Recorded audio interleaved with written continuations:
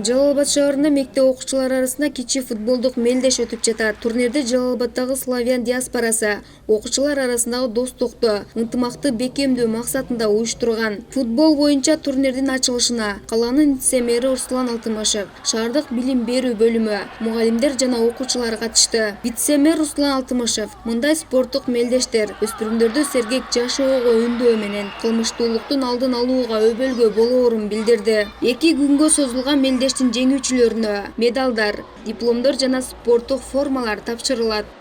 Биз номер 10 мектебинен келип 19 мектепти жеңдик. Ушул турнирге 2 күн даярданганбыз. Дагы Кудай буйруса, дагы турнирлерде дагы жеңгенге аракет кылабыз. Быйыл региондордо өнүктүрүп өткөн санариптештер жана балдарды колдоо жылынын алкагында биздин Жалал Абад шаары ар бир мектептердин арасында 5 жана 6 класс окуучуларынын арасында спорттун футбол түрү боюнча турнир өткөрүп жатабыз.